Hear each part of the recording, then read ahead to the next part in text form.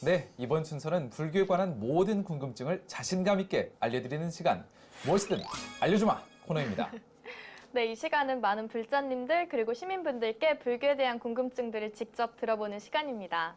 네, 저희가 직접 거리에 나가서 여러분들의 궁금증을 모아오기도 하고요. 여러분들께서 저에게 궁금증을 보내주시기도 하는데요. 궁금증이 생기면 바로바로 보내주세요.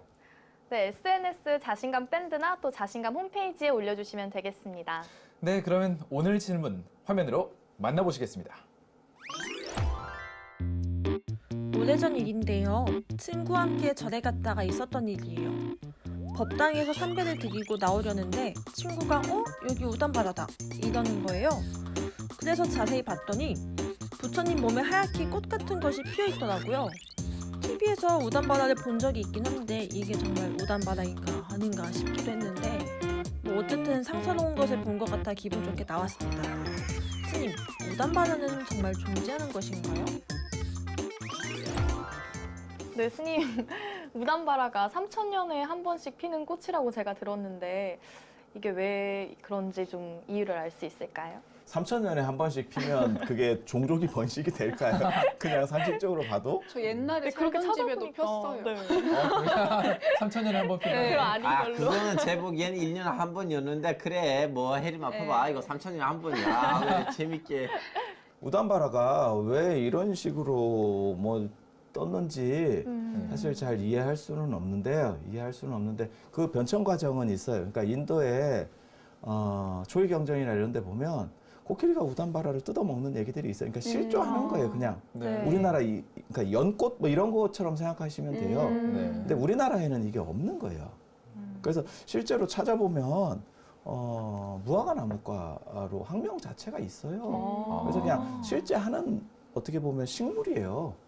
근데 이거를 막 이렇게 진개한 것처럼 막 되게 막 만드는 다큐멘터리 같은 데서 엄청난 꽃이다. 이상한 그래서. 행동들이 있어요. 맞아요. 그게 1986년도에 우담바라라고 하는 소설책이 있었어요. 지금은 이제 그 회사가 망해가지고 막 대놓고 얘기해도 되는데 네. 그게 고려원이라고 하는 출판사가 있었어요. 네. 저 어렸을 때 굉장히 제가 그 좋아하던 출판사였어요. 그때 이제 굉장히 잘 팔린 책 중에 정비석 씨의 손자병법, 그 다음에 영웅문 시리즈. 영웅문이 유명했죠. 영웅문 시리즈. 네. 그리고 그 앞 세대 쪽에 나왔던 게 우담바라예요. 그리고 이게 이제 한 2년 정도 있다가 89년에 남지심 씨 이 우담바라 소설이 영화화도 되고 그 다음에 드라마 같은 식으로도 됐었어요. 네. 그래서 굉장히 히트를 쳤었고 거기서 이제 어떻게 표제를 적을 때 뭐 3천명한테 한 번 핀다는 둥 뭐 별 이런 식으로 약간 썼었어요. 스토리를 조금 만들어 놨나 보네요. 그러다가 이게 2000년도 들어서면서 청계사에서 무슨 불상에 이상한 게 뭐가 붙었는데 그게 우담바라다. 누가 그냥 그렇게 얘기를 했는가 봐요. 다큐멘터리 본 적 있어요.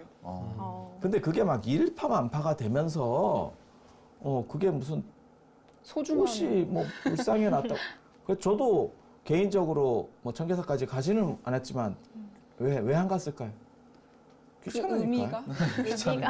저 다녀와 본 적 있는데 아, 그래요? 네, 그 비석 이렇게 딱 해놓고 우담바라 무슨 사찰 딱 이렇게 저는 개인적으로 우담바라가 진짜 식물이라는 걸 경전들을 보면서 예전부터 알고 있었기 때문에 네. 이게 무슨, 왜? 약간 웃기고 있네 이런 생각이었기 때문에 갈 필요성 자체도 못 느끼고 있었던 거예요. 네. 그리고 그걸 사진을 봤어. 사진을 보는 순간에 굉장히 제가 많이 봤었던 그 어렸을 친구. 때 우리 집 창고에 많이 피어 있었던 나무 같은데 잘 피어 있던데. 네, 그게 저는 그걸 어렸을 때 뭐라고 생각했냐면 곰팡이라고 생각했었거든요. 저는 우담바를 보질 못했는데 네. 물론 여기서 CG가 나가겠지만 그러면은 약간 곰팡이 같은 거 위에 꽃이 피어난 그런 흰색 형상인가요? 엄청 작은 꽃이라기보다는 이렇게 그냥 약간 꽃으로 믿으면 꽃처럼도 보일 수 있는데 네. 저 어렸을 버섯에 때는 핀 그게 곰팡이 같기도 그냥 하고. 곰팡이라고 생각을 했었거든요. 아니, 많이 있었어요. 네. 그래서 제가 그렇게 됐을 수도 있어.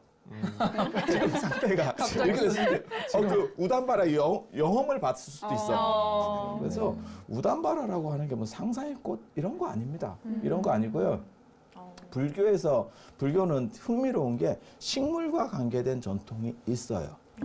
식물과 관계된 전통이 있어요. 그래서 부처님께서 무슨 뭐 보리수 아래서 깨달음을 얻으시고 돌아가실 때는 사라수 아래서 돌아가시고 그 다음에 처음에 초선 이 명상의 단계에 딱 들은 거는 농경제 때 연부수 나무 아래서 다 나무 아래서 이렇게 큰 일들이 벌어져요. 네. 그래서 제가 분명히 불교 전승에 식물과 관계된 모종의 무언가가 존재할 거다. 그렇지 않으면 모든 인생의 전환점에서 왜 식물이 등장하느냐 그쵸, 큰 라고 나무들이. 하는 것들에 대해 생각을 한 적이 있어요. 네. 네. 그리고 이런 우담바라가 절대 중심은 아니고요. 보통 이제 불교에서는 연꽃 계열, 연꽃 계열들을 많이 쓰죠. 네. 그렇게 해서 그런 상징들을 쓰는 거고.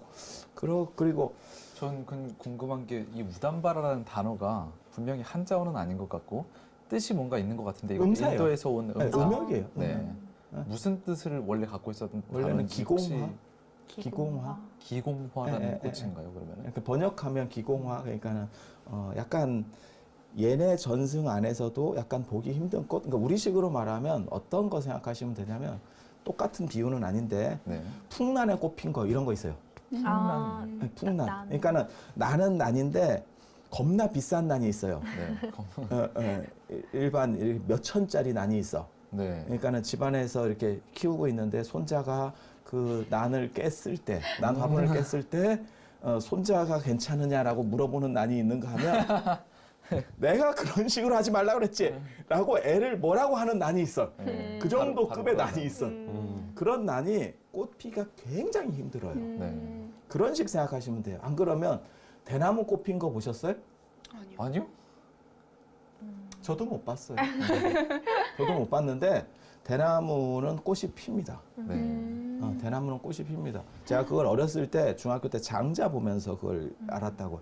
장자에 보면 대나무는 죽을 때 되면 열매를 맺고 그리고 대나무 열매를 먹고 사는 놈이 있어요. 그게 봉황이에요. 봉황새는 오동나무에만 앉고 대나무 열매만 먹는다. 아니 그래서 그런 기록을 보면서 이게 대나무가 이 열매를 맺는다는 거는 꽃이 피는구나. 근데 대나무가 꽃이 핀다는 거예요. 그리고 죽을 때 실제로 그렇게 된다는 거예요. 왜 죽을 때 그런 일이 벌어지냐면 모든 식물 계열들이 다 마찬가지예요. 죽음에 직면하면 더 왕성한 번식을 하죠.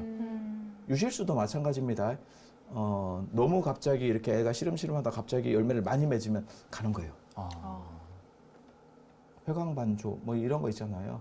그러니까 촛불도 꺼지기 직전이 제일 밝게 한번 확 피어오른다. 그런 거 생각하시면 돼요. 네. 그래서 이 우담바라라고 하는 것도 인도에서 상당히 드문 꽃이긴 했었던 것 같아요. 네. 그리고 그러한 전승이 어떻게 넘어왔고 그 넘어온 거는 아무 문제가 없는데 그게 소설을 통해서 일반화되면서 이게 대중들에게 알려진 거예요. 네. 그리고 우담바라뿐만이 아니라 연꽃도 인도에서는 부정적 의미로도 많이 쓰였어요. 그래서 제가 전에 그런 얘기 안 해드렸나? 인도 지옥 이름의 연꽃 지옥들이 있다고. 빨간색 네, 연꽃 네, 지옥, 네. 파란색 연꽃 지옥. 그렇게 연꽃 지옥도 있어요. 그거는 이제 얼어가지고 사람이 빨갛게 살이 터지는 거예요. 그건 빨간 연꽃 지옥. 네. 그 다음에 이게 얼었을 때는 약간 푸르스름해지잖아요. 그건 파란 연꽃 지옥. 네. 뭐 이렇게. 그러니까 이런 도구들 어떻게 보면 이런 사물은 긍정과 부정으로 다 쓰일 수 있는 거예요.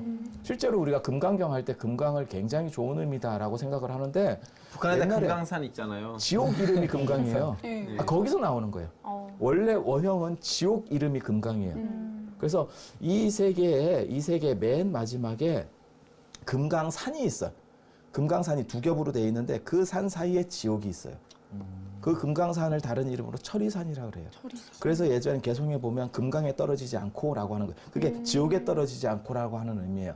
그런데 왜 그러면 금강산이라는 개념이 존재하느냐? 지옥불이 너무 세기 때문에 그것에서부터 안 타야 되는 거야. 그 장소는.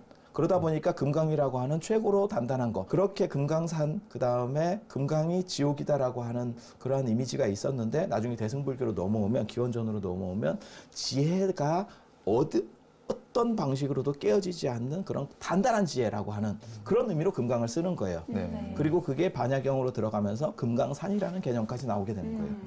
그러니까 두 개의 금강산이 있는 거예요. 하나는 지옥을 감싸고 있는 금강산, 하나는 우리가 알고 있는 저런 금강산. 그 법기보살, 단무갈 보살이 12,000 보살들을 대동하고 거기서 설법을 하시는 거예요. 그래서 금강산 찾아가자 12,000봉이라는 얘기가 나오는 거예요. 그냥 풍경이 좋다는 얘기가 아니었군요. 예, 그 1만 2천 보살들에게 법규보살 설법한다. 네. 나중에 이 금강산 가지고도 제가 이거 자신감 뿜뿜도 하고 다 할 수 있어요. 네. 저희 그러면 오늘 마무리하는 의미에서 그럼 우담바라에 대한 얘기는 한마디로 이렇게 정리해 볼 수 있을까요? 너무 이 눈에 보이는 것에 집착하지는 않는 것이 좋다가 오늘의 결론이 될까요? 이거는 어떻게 보면 이런 거야말로 진짜 현혹되지 않고 극복돼야 되는. 그리고 부처님께서 말씀하시는 가장 근본적인 것들. 그러니까는 본질이 중요한 거지. 이런 현상적인 것들에 사람들이 자꾸 휘둘리면서 어떻게까지 이 뭐랄까 근거도 없는 게 이렇게 확대될 수 있는가를 보는 아주 중요한, 전 개인적으로는 굉장히 흥미로운 사건이었었어요. 네. 그러니까 실체도 없고 아무것도 없고 그냥 인도에 있는 식물이에요. 우리나라 소나무처럼. 우리나라 소나무가 인도에 없어. 그렇지만 그게 신성한 나무냐? 그건 아니에요. 그런 거 생각하시면 돼요.